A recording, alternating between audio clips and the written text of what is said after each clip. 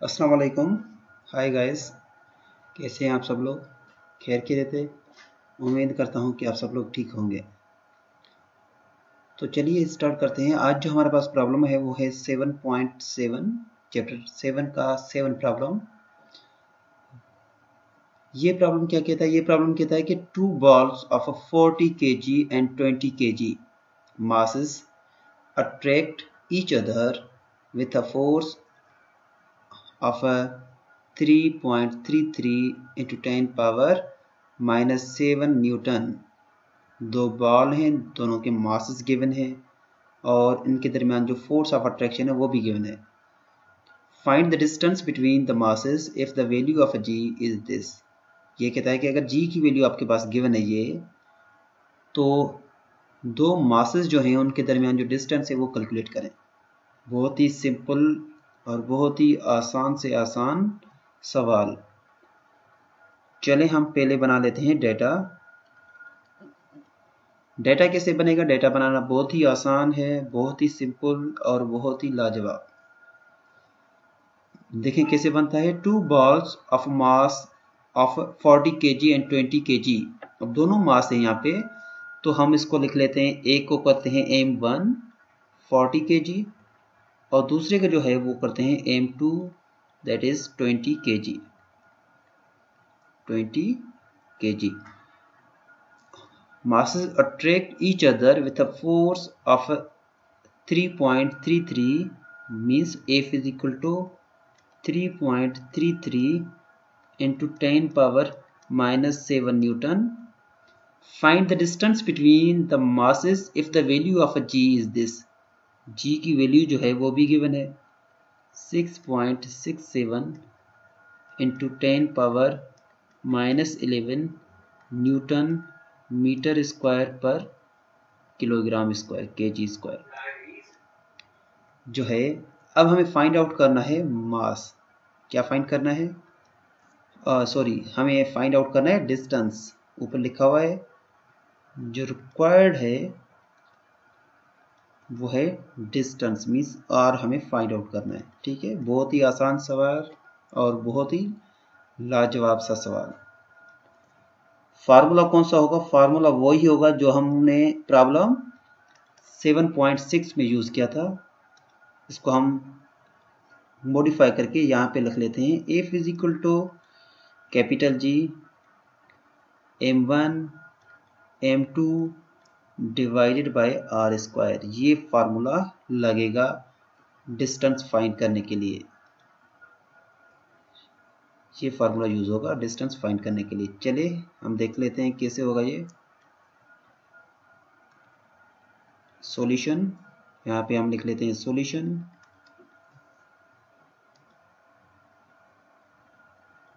Solution में F is equal to capital G M1 M2 divided by R square. अगर हम value put करें तो F की जो वैल्यू है वो गिवन है।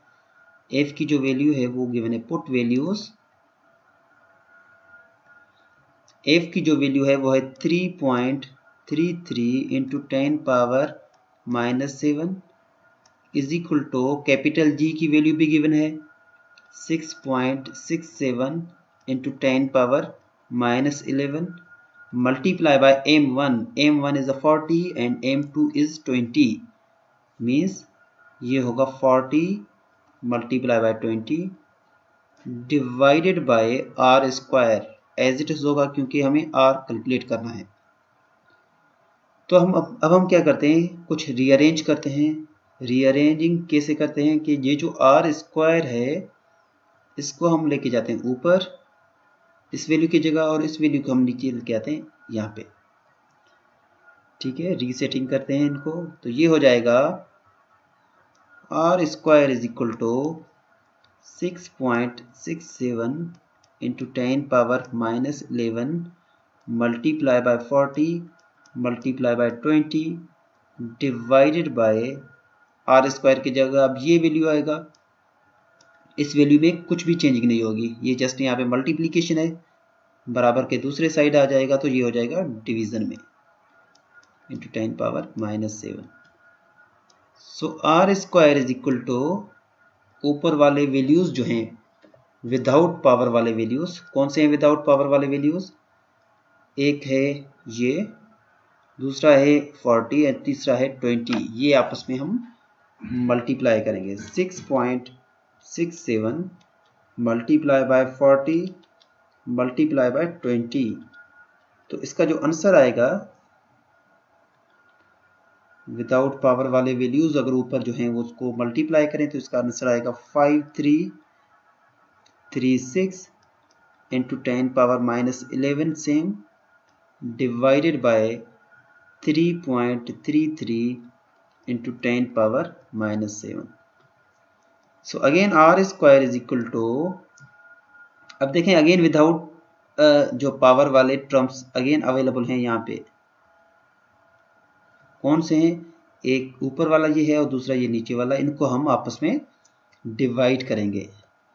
डिवाइड कैसे करेंगे? ये करेंगे 5336 डिवाइड बाय 3.33। इसका जो रिजल्ट है वो आएगा 1.602 इंटू 10⁻3। ये जो वैल्यू है इनको डिवाइड करने से ये भी पॉइंट हमें वैल्यू मिला। उसके बाद जो पावर है वो हम ऑलरेडी रख लेते हैं 10⁻11 इंटू, अब देखिए ये पावर नीचे है 10⁻7। ये जब ऊपर आएगा तो ये जो वैल्यू है जो भी साइन होगा वो साइन रिवर्स हो जाएगा मैथमेटिक्स के रूल के मुताबिक। तो अब हमारे पास साइन नेगेटिव है तो ये हो जाएगा positive.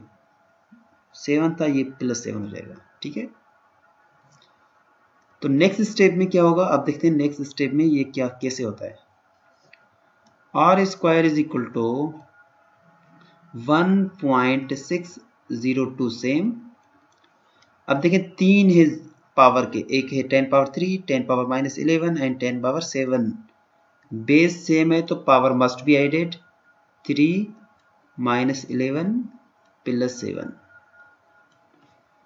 So R square is equal to 1.602 same multiply by, ठीक है, 3 -11 +7। तो रिजल्ट आ जाएगा -1। तो इसको हम ऐसे भी लिख लेते हैं, R square is equal to, इस पॉइंट को हम इस तरफ लेके आए तो ये हो जाएगा 0.1602। 1 टाइम इस स्टेप लेने के लिए ये पावर जो है वो -1 वो खत्म हो जाएगा।